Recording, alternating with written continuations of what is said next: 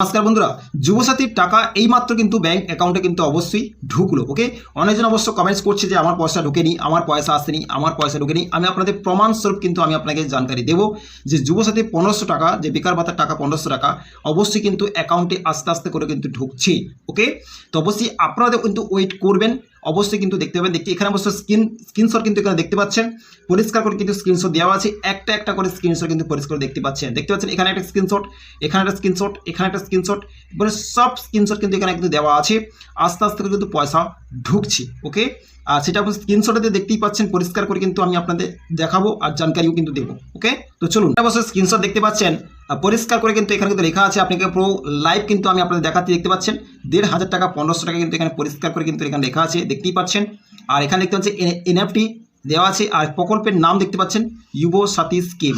ওকে, প্রকল্পের নাম কিন্তু অবশ্যই এখানে কিন্তু শো করাচ্ছি। ওকে, তো অবশ্যই কিন্তু আপনাদের কিন্তু এরকম মেসেজ কিন্তু আপনাদের অবশ্যই আসবে। একটু অবশ্য আপনাদের ওয়েট করতে হবে। পরিষ্কার করে কিন্তু এখানে কিন্তু শো করাচ্ছি, দেখতে পাচ্ছেন যুবসাথী স্কিম। এখানে 1500 টাকা কিন্তু শো করাচ্ছি। এই একটা মেসেজ না, আরও মেসেজ শো দেখাবো। এখানে একটা অবশ্য স্ক্রিনশট কিন্তু দেখতে পাচ্ছেন, এটাও কিন্তু এদের কিন্তু একজনের কিন্তু পয়সা ঢুকেছে। এখানে পরিষ্কার করে দেখতে পাচ্ছেন 1500 টাকা ঢুকেছে, দেখতে পাচ্ছেন 7 তারিখ দেখতে পাচ্ছেন। ট্রান্সফার হয়েছে কত, 11টা 5-এ কিন্তু ট্রান্সফার হয়েছে। আর এখানে কিন্তু প্রকল্পের নাম বাংলা যুবসাথী, এগিয়ে বাংলা। ওকে, তো অবশ্যই এটাও কিন্তু অবশ্যই স্ক্রিনশটগুলো দেখতে পাচ্ছেন। এটাও কিন্তু ক্রেডিট হয়েছে 1500 টাকা বাংলা যুবসাথী স্কিম, এটা কিন্তু মেসেজ এসছে। ওকে, আরও অবশ্য আপনাদের প্রমাণ দেবো। আরও একটা অবশ্য স্ক্রিনশট দেখতে পাচ্ছেন, এখানটা পরিষ্কার করে দেখতে পাচ্ছেন 1500 টাকা দেখতে পাচ্ছেন। 7 মার্চ কিন্তু অ্যাভেলেবল ব্যালেন্স কিন্তু 1500 টাকা।